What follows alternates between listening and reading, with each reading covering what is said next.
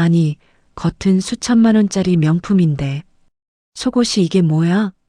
비에 젖은 노인의 옷을 벗기던 요양보호사의 손이 멈칫했습니다. 최고급 이탈리아 수트 안에는 구멍이 숭숭 뚫리고 다 늘어난 회색 내복이 입혀져 있었으니까요. 이상한 낌새를 느낀 그가 내복의 두툼한 허리춤을 뜯어낸 그 순간 툭 하고 바닥으로 떨어진 건 꼬깃꼬깃한 메모와 마이크로 SD카드 한 장이었습니다. 그리고 그 찰나 초점 없던 치매 노인의 눈빛이 순식간에 맹수처럼 돌변하며 요양보호사의 손목을 낚아챘습니다. 쉿! 지금부터 내가 하는 말 아무에게도 해선 안 돼. 버려진 회장님의 낡은 내복 속 대한민국을 뒤집을 핵폭탄 스위치가 켜졌습니다. 오늘의 사연 시작합니다. 챕터 1 낡은 내복 속의 보험. 폭우가 쏟아져 한치 앞도 보이지 않는 심야였습니다. 산속 깊은 곳에 위치한 무허가 시설 은혜 요양원 정문 앞에 번호판이 흙으로 가려진 검은색 밴이 멈춰 섰습니다. 뒷좌석 문이 열리고 건장한 남성 2명이 축 늘어진 노인을 짐짝처럼 꺼내 빗물이 고인 진흙바닥에 거칠게 내려놓았습니다. 이게 끝이야, 할아버지. 남성 중 한 명이 비웃으며 말했습니다. 노인은 장태산이었습니다. 한때 수천억 자산을 가진 사업가였지만 지금은 의식을 잃은 채 비에 젖어 떨고 있었습니다. 남성들은 장태산을 낡은 휠체어에 태운 뒤 요양원 기둥에 끈으로 묶어두었습니다. 처리는 입금 확인 후 진행한다. 짧은 통화를 마친 남성들은 서둘러 현장을 떠났습니다. 검은 밴이 산길로 사라지자 다시 정막이 깔렸습니다. 야간 당직을 서던 요양보호사 강도영이 빗소리에 섞인 휠체어 바퀴의 마찰음을 듣고 밖으로 나갔습니다. 이게 뭐야? 도영이 깜짝 놀라며 소리쳤습니다. 저체온증으로 떨고 있는 장태산을 발견한 도영은 급히 로비로 옮겼습니다. 할아버지, 괜찮으세요? 도영이 장태산의 어깨를 흔들며 물었습니다.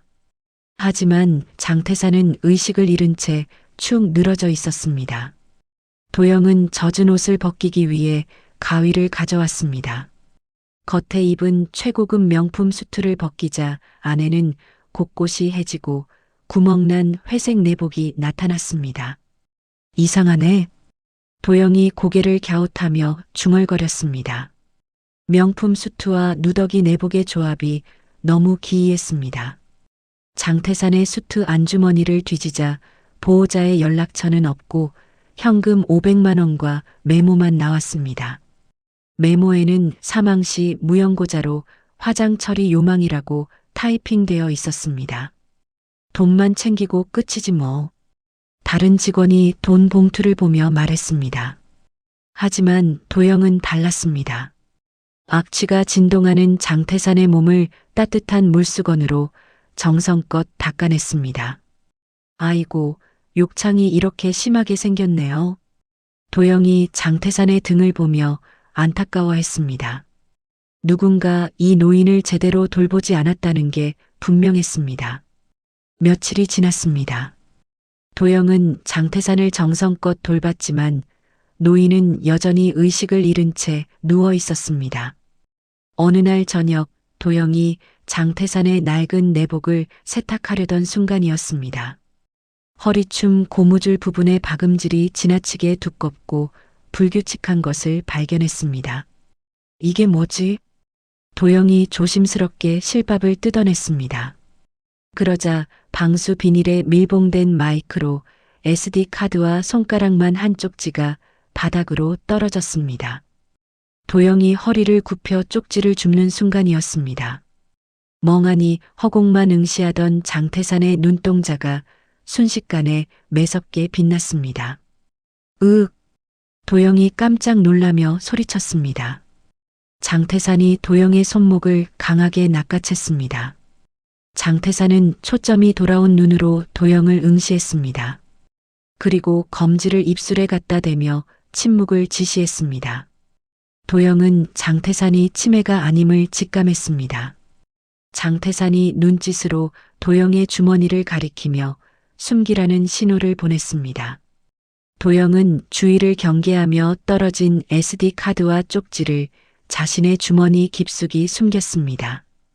그 순간 장태산은 다시 초점 없는 눈빛으로 돌아갔습니다.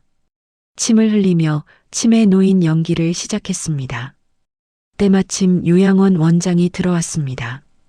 이 늙은이가 또 말썽이군. 원장이 장태산을 발로 툭 차며 지나갔습니다. 그날 밤이었습니다. 도영은 직원들이 잠든 틈을 타 요양원 사무실로 향했습니다. 떨리는 손으로 공용 노트북을 켜고 SD카드를 삽입했습니다. 화면에 비밀번호 입력창이 떴습니다. 도영은 쪽지에 적힌 코드를 입력했습니다.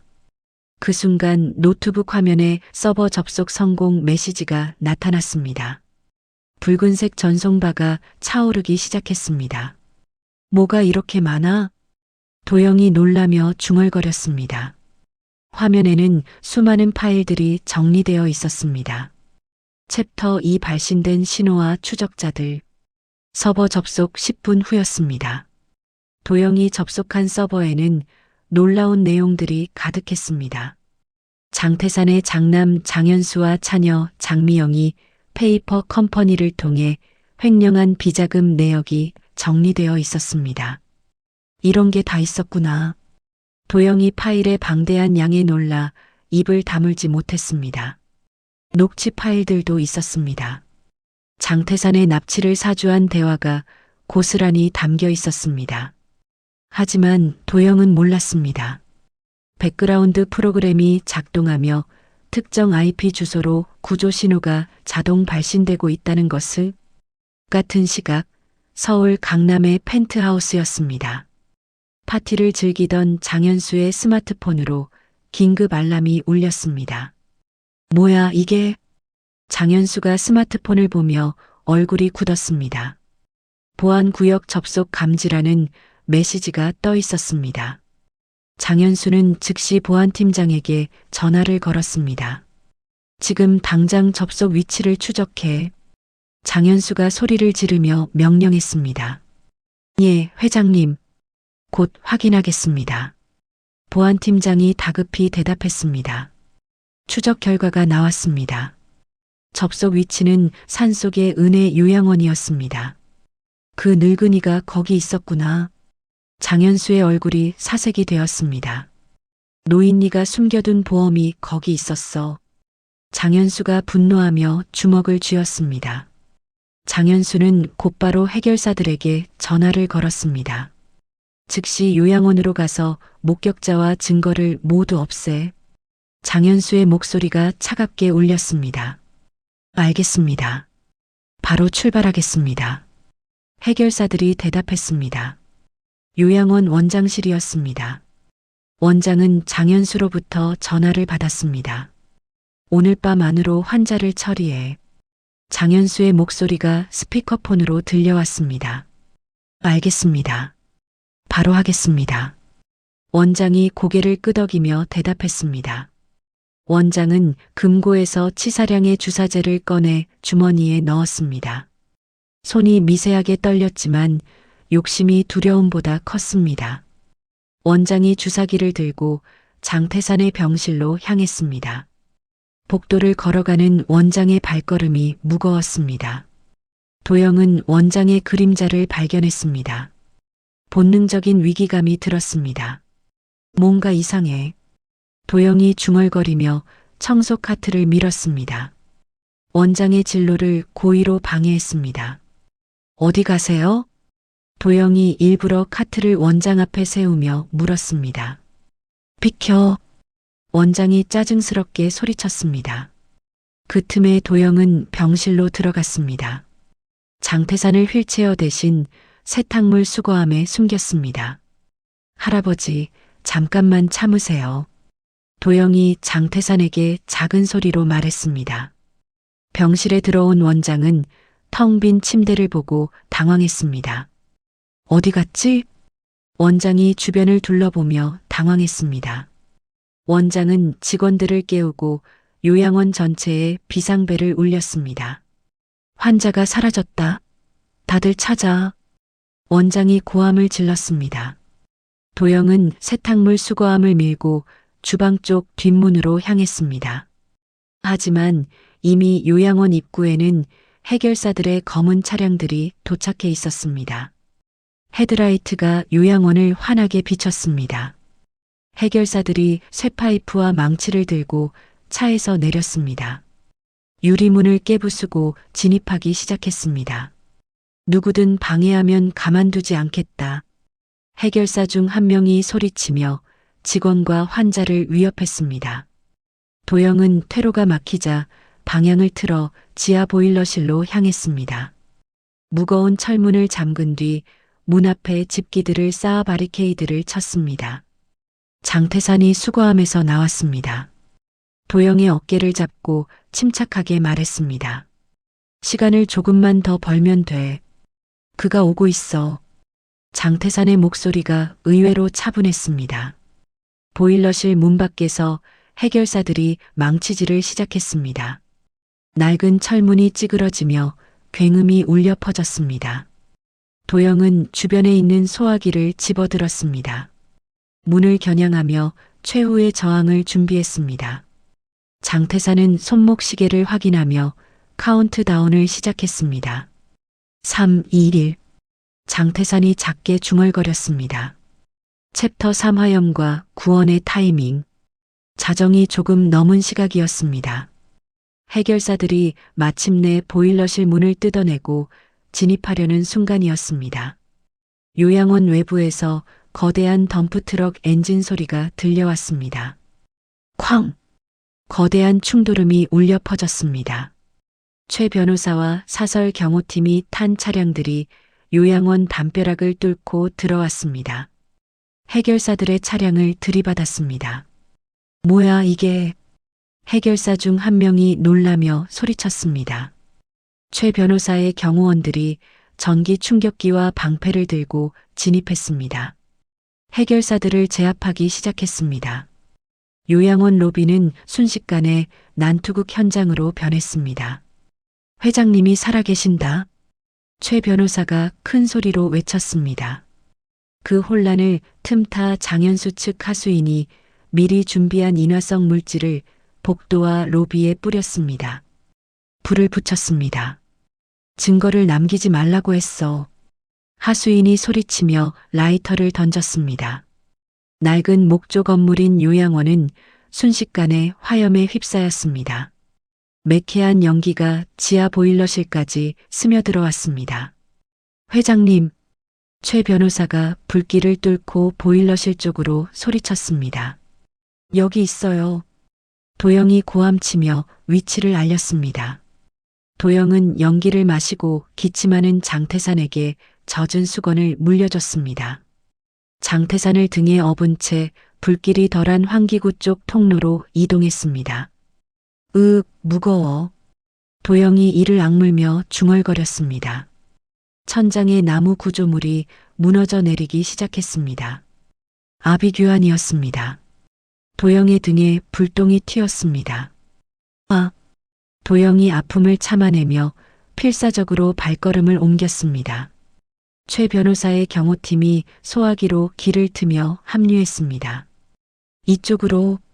경호원 중 한 명이 소리쳤습니다. 도영은 그들의 엄호를 받으며 불타는 건물 밖으로 장태산을 데리고 탈출했습니다. 밖으로 나온 장태산은 그을음투성이가 된 도영의 얼굴을 닦아줬습니다. 말없이 고개를 끄덕였습니다. 최 변호사는 장태산에게 90도로 허리를 숙여 인사했습니다. 회장님, 살아계셔서 다행입니다. 최 변호사의 목소리가 떨렸습니다. 장현수의 하수인들은 불타는 요양원을 뒤로하고 도주했습니다. 하지만 최 변호사 측 드론 카메라가 그들의 차량 번호와 얼굴을 고화질로 녹화했습니다. 모든 증거를 확보했습니다. 경호팀장이 최 변호사에게 보고했습니다. 최 변호사는 준비된 의료용 밴에 장태산과 도영을 태웠습니다. 경찰과 소방차가 도착하기 전에 신속하게 현장을 떠났습니다. 차 안에서 응급처치를 받는 동안 장태사는 최 변호사에게 짧고 굵은 지시를 내렸습니다. 내일 주주총회는 예정대로 진행한다. 장태산의 목소리가 단호했습니다. 도영은 자신의 화상 입은 팔을 붕대로 감으며 창밖을 바라봤습니다. 불타는 요양원이 점점 멀어졌습니다. 내가 이런 거대한 싸움에 휘말렸구나. 도영이 속으로 생각했습니다. 장태산은 도영의 손을 잡았습니다. 네가 살린 건 노인네 목숨 하나가 아니야. 장태산이 도영을 바라보며 말했습니다. 정의 그 자체를 살렸어. 장태산의 말에 도영의 마음이 따뜻해졌습니다. 챕터 4 폭풍 전야의 준비. 다음 날 아침 8시였습니다. 뉴스는 요양원 화재 사건을 보도했습니다.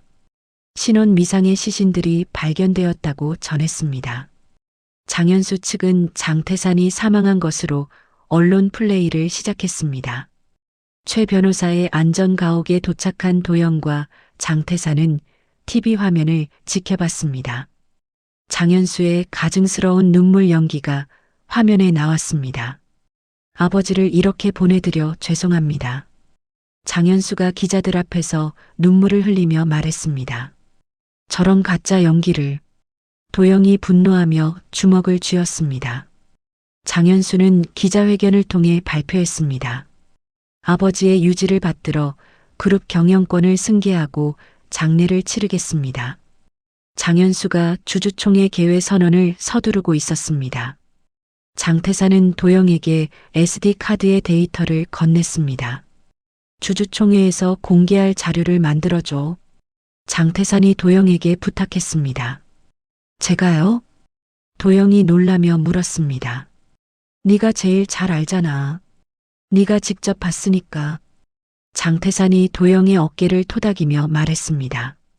도영은 밤새 방대한 분량의 횡령 자료를 정리했습니다. 불법 승계 증거들을 핵심 내용만 추려 임팩트 있는 고발 영상을 제작했습니다. 이렇게 많은 돈을 어떻게? 도영이 자료를 보며 혀를 찼습니다. 최 변호사는 법원과 금융당국에 제출할 서류 작업을 마무리했습니다. 탄원서와 고발장을 작성했습니다. 법적 공방은 제가 준비하겠습니다. 최 변호사가 장태산에게 말했습니다. 안전가옥의 드레스룸에서 장태산은 도영에게 맞춤 수트를 내어줬습니다. 자신의 젊은 시절 입었던 것이었습니다. 오늘부터 네가 내 대리인이야. 장태산이 도영에게 말했습니다. 이런 비싼 옷을 제가 입어도 될까요? 도영이 어색해하며 물었습니다. 당연하지. 네가 입어야 할 옷이야. 장태산이 웃으며 대답했습니다. 도영이 어색하게 수트를 입고 나왔습니다. 장태산은 넥타이를 직접 메어줬습니다. 아버지와 아들 같은 묘한 유대감이 형성되었습니다. 이제 제대로 된 모습이네. 장태산이 만족스러워하며 말했습니다. 출발 직전 장태산은 도영에게 낡은 서류 가방 하나를 건넸습니다. 그 안에는 도영이 발견했던 그 내복이 증거물로 담겨 있었습니다. 이걸 가져가야 해. 모든 시작이었으니까. 장태산이 의미심장하게 말했습니다. 장태산 일행은 최 변호사가 준비한 여러 대의 미끼 차량을 먼저 내보냈습니다. 장현수 측 감시망을 교란시킨 뒤 본 차량을 이용해 주주총회장으로 향했습니다. 준비됐나? 최 변호사가 도영에게 물었습니다. 네, 준비됐습니다. 도영이 프레젠테이션 대본을 외우며 답했습니다. 장태산은 눈을 감고 마인드 컨트롤을 했습니다. 주주총회장이 위치한 호텔 입구에는 장현수가 배치한 사설 보안 요원들이 삼엄한 경계를 펼쳤습니다. 초대받지 않은 손님의 입장을 막고 있었습니다. 최 변호사는 미리 섭외해둔 검찰 수사관들과 동행했습니다. 합법적인 진입 명분을 만들었습니다. 공무집행 방해하지 마세요. 검찰 수사관이 보안 요원들에게 경고했습니다. 장태산과 도영은 그 틈을 타 로비로 진입했습니다. 엘리베이터가 회의장이 있는 층으로 올라갔습니다. 도영과 장태산은 거울을 통해 서로의 눈빛을 교환하며 결의를 다졌습니다. 이제 시작이야. 장태산이 작게 중얼거렸습니다. 챕터 5 절반의 승리와 진흙탕 싸움. 주주총회 시작 30분 후였습니다. 장현수가 단상에서 의사봉을 두드리며 회장 취임 안건을 통과시키려는 찰나였습니다. 회의장 뒷문이 열렸습니다. 장태산이 휠체어 없이 두 발로 걸어 들어왔습니다. 장내가 술렁거렸습니다. 카메라 플래시가 터졌습니다. 저분이 장태산 회장님 아닌가요? 주주 중 한 명이 놀라며 소리쳤습니다. 장현수의 얼굴이 하얗게 질렸습니다. 아버지는 치매입니다. 지금 대역을 쓴 겁니다. 장현수가 소리치며 경호원들을 불렀습니다. 도영은 스크린에 장태산의 요양원 감금 영상을 띄웠습니다. 횡령 내역도 함께 공개했습니다. 여러분, 이것이 진실입니다. 도영이 마이크를 잡고 외쳤습니다. 하지만 장현수 측 기술팀이 즉시 전원을 차단했습니다. 화면이 꺼져버렸습니다. 전원을 다시 켜. 최 변호사가 기술진에게 소리쳤습니다. 장태산이 육성으로 자식들의 비리를 고발하려 했습니다. 장현수와 장미영이 회사 돈을 빼돌렸습니다. 장태산의 목소리가 회의장에 울려 퍼졌습니다. 장현수는 마이크를 뺏으며 아버지를 강제로 끌어내리려 했습니다. 아버지께서 선망 증세가 심하셔서 헛소리를 하십니다. 장현수가 큰 소리로 말했습니다. 주주들은 혼란에 빠져 웅성거렸습니다. 뭐가 진실인지 모르겠네. 아버지를 이렇게 대해도 되나? 주주들의 반응이 갈렸습니다. 장현수 측 변호인단이 나섰습니다. 제시된 증거 영상은 딥페이크 기술로 조작된 것입니다. 변호사가 큰 소리로 주장했습니다. 출동한 경찰이 개입하려 했습니다. 하지만 장현수는 미리 준비된 허위 진단서를 들이밀었습니다. 중증 치매 및 망상, 장애 진단서입니다. 장현수가 진단서를 흔들며 소리쳤습니다. 장태산은 분노했습니다. 장현수의 뺨을 때렸습니다. 패! 찰진 소리가 회의장에 울렸습니다. 하지만 이는 오히려 장현수에게 유리했습니다. 보십시오. 폭력 성향이 심한 치매 노인입니다. 장현수가 뺨을 만지며 연기했습니다. 도영이 나서서 항변했습니다. 이분은 멀쩡하십니다. 제가 직접 봤어요. 도영이 목청껏 소리쳤습니다. 하지만 경호원들이 도영을 단상 아래로 밀어냈습니다. 도영이 바닥에 내동댕이 쳐졌습니다. 으악! 도영이 아픔을 참으며 일어났습니다. 결국 주주총회는 아수라장이 된 채 정회되었습니다. 장현수는 긴급 기자회견을 열었습니다. 간병인이 치매 걸린 아버지를 세뇌해 유산을 노리고 있습니다. 장현수가 선제 공격을 날렸습니다.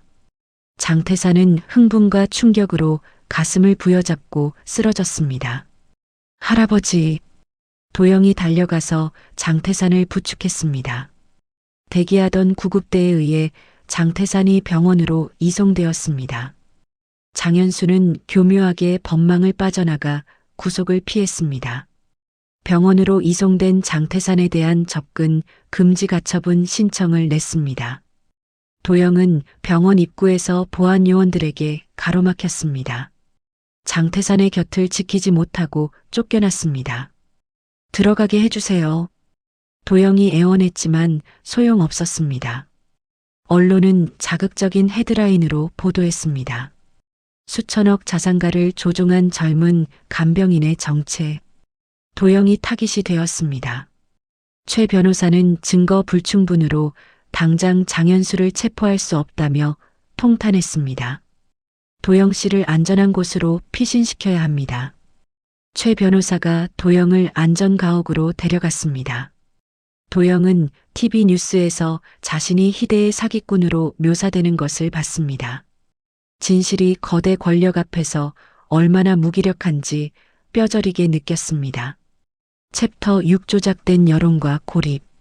장현수는 막대한 자금력을 동원해 댓글 부대를 고용했습니다. 도영의 과거를 악의적으로 왜곡한 게시물들을 인터넷에 도배했습니다. 도영이 과거 어머니 병원비를 위해 대부업체 돈을 썼던 기록이 공개되었습니다. 원래부터 돈 냄새 맡는 하이에나였다. 치매 노인을 이용해 돈 벌려고 했네. 악성 댓글들이 쏟아졌습니다. 검찰은 여론의 압박에 못 이겨 도영을 피의자 입건했습니다. 존속 협박 및 사기 미수 혐의였습니다. 출국 금지 조치도 내려졌습니다. 장태산이 입원한 VIP 병동은 장현수의 사설 경호원들이 철통같이 지켰습니다. 면회는커녕 생사 확인조차 불가능했습니다.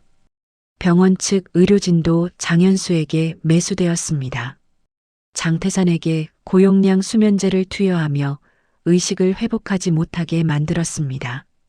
도영의 자취방은 누군가에 의해 침입당했습니다. 집기들이 부서지고 벽에는 붉은색 라카로 죽으라는 낙서가 가득했습니다. 이런. 도영이 엉망진창이 된 집을 보며 절망했습니다. 갈 곳 잃은 도영은 최 변호사의 사무실 한 구석에서 쪽잠을 잤습니다. 장태산이 깨어나기만을 간절히 기도했습니다. 장현수 측 변호사가 최 변호사를 찾아왔습니다. 강도영을 넘기면 당신 로펌의 대기업 자문 계약을 몰아주겠소. 변호사가 회유를 시도했습니다. 최 변호사는 제안을 단칼에 거절했습니다. 그런 더러운 거래는 사양하겠습니다. 최 변호사가 냉정하게 말했습니다. 하지만 최 변호사도 도영에게 솔직하게 털어놨습니다. 상황이 매우 비관적입니다. 회장님이 깨어나지 않으시면. 최 변호사의 목소리가 무거웠습니다. 설상가상으로 유튜브 레카들이 도영의 신상을 털어 방송했습니다. 길거리에서 도영을 알아보는 사람들이 욕설을 퍼부었습니다. 저 사기꾼 아냐? 치매 할아버지 괴롭힌 나쁜 놈이네. 사람들의 따가운 시선이 도영을 따라다녔습니다. 도영은 편의점에서 물 한 병을 사려다가도 사람들의 시선에 도망치듯 나왔습니다. 골목길에 숨어서 눈물을 흘렸습니다. 내가 뭘 잘못했다고. 도영이 주저앉으며 울었습니다. 모든 희망이 사라진 듯한 순간이었습니다. 도영은 문득 요양원에서 장태산을 돌보며 매일 밤 썼던 간병 기록지를 떠올렸습니다. 디지털 데이터가 아닌 낡은 대학 노트에 손으로 쓴 것이었습니다. 화재 당시 챙겨 나온 짐 가방 깊숙한 곳에 들어 있었습니다. 도영은 가방을 뒤져 그을린 냄새가 나는 노트 10권을 찾아냈습니다. 이게 있었구나. 도영이 노트를 보며 희망을 품었습니다. 최 변호사에게 이것이 마지막 반격의 열쇠가 될 수 있을지 물었습니다. 노트를 넘겨보던 최 변호사의 눈빛이 달라졌습니다. 이 진심은 돈으로도 조작할 수 없어요. 최 변호사가 감동하며 말했습니다. 즉시 기자회견을 준비하겠습니다. 최 변호사가 결의를 다지며 말했습니다. 챕터 7손으로 쓴 진심, 뒤집힌 판. 최 변호사는 주류 언론이 아닌 다른 곳을 택했습니다. 구독자 수가 많은 탐사보도 전문 유튜브 채널과 접촉했습니다. 도영의 단독 인터뷰를 주선했습니다. 이게 마지막 기회입니다. 최 변호사가 도영에게 말했습니다. 생방송이 시작되었습니다. 도영은 화려한 언변 대신 떨리는 목소리로 말했습니다. 자신이 겪은 일들과 장태산에 대한 진심을 담담하게 이야기했습니다. 저는 그냥 요양보호사였어요. 도영이 카메라를 바라보며 말했습니다.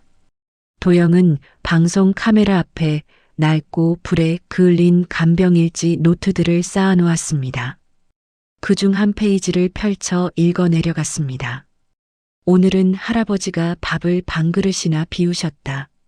아이처럼 웃으시는 모습이 돌아가신 아버지를 닮았다.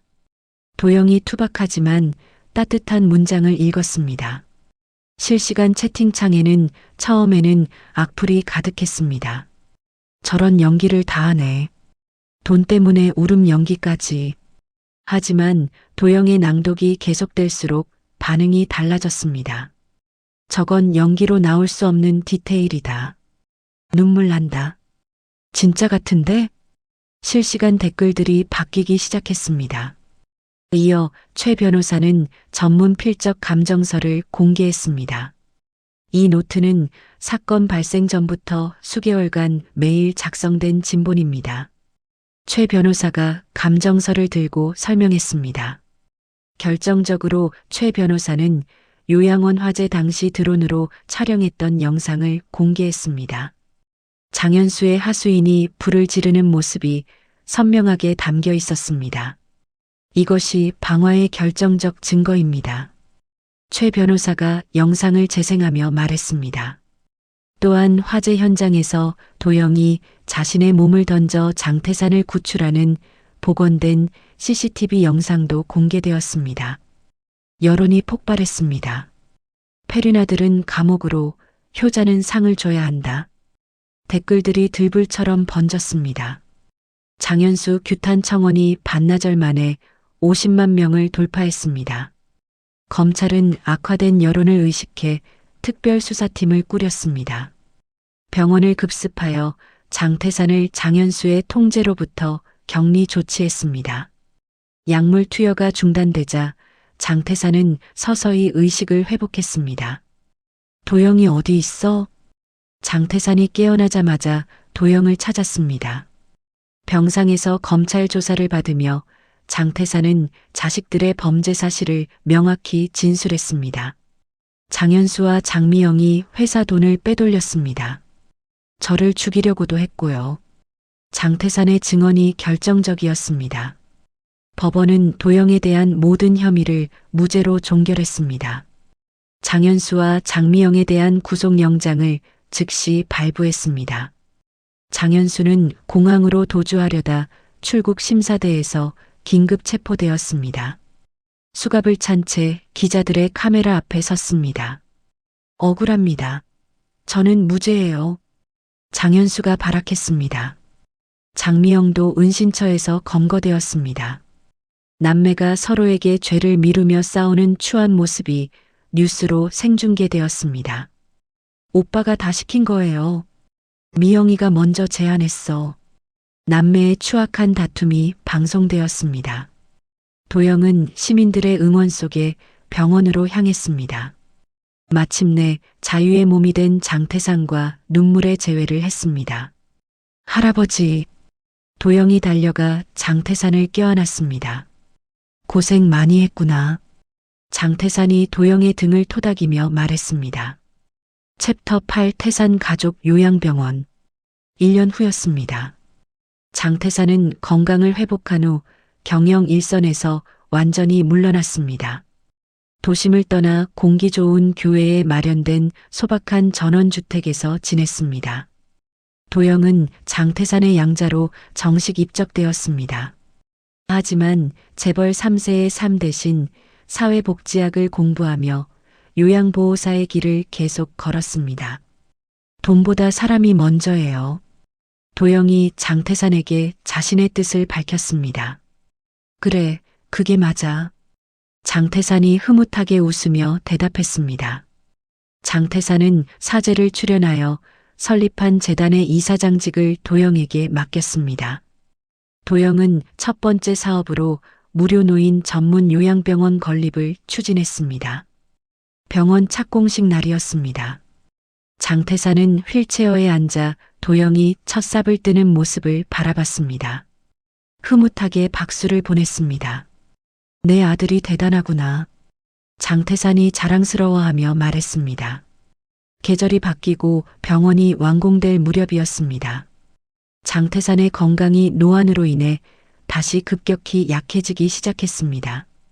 장태산은 임종이 다가왔음을 직감했습니다. 도영을 불러 유언을 남겼습니다. 내 인생에서 가장 잘한 투자는 너를 만난 거야.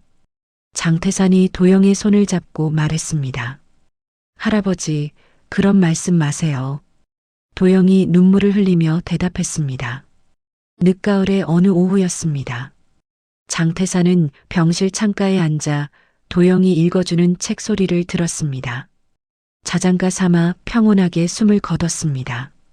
장태산의 장례식은 가족장으로 검소하게 치러졌습니다.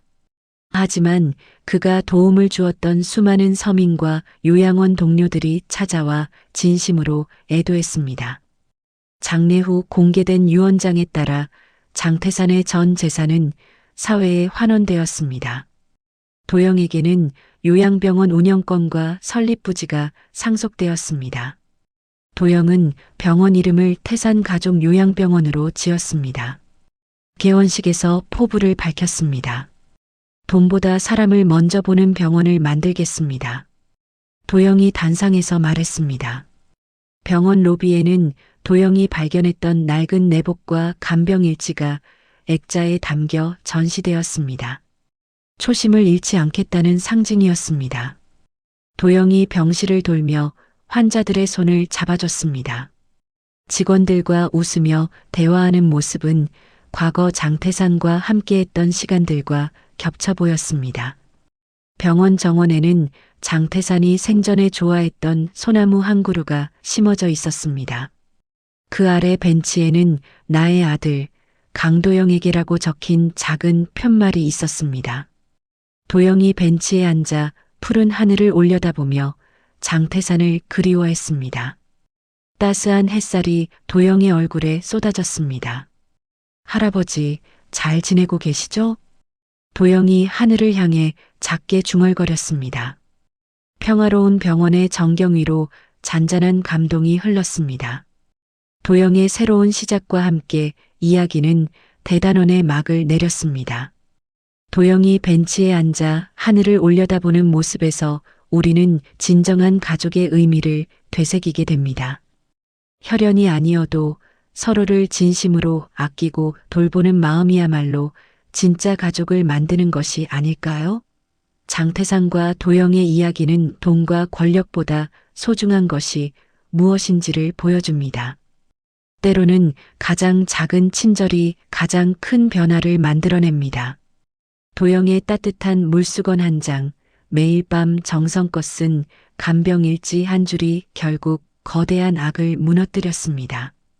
세상은 여전히 불의로 가득하지만 그 속에서도 도영 같은 사람들이 있기에 희망을 놓지 않을 수 있습니다. 남을 돌보는 일을 천하게 여기는 세상에서 그 일에 자부심을 가지고 살아가는 도영의 모습은 우리 모두에게 큰 울림을 줍니다. 진정한 부는 통장 잔고가 아니라 마음속 따뜻함에서 나온다는 것을 태산가족 요양병원의 따스한 햇살이 우리에게 말해주고 있습니다. 이야기를 끝까지 들어주신 분이 계시다면 잘 들었다고 댓글 하나만 남겨주세요. 감사합니다.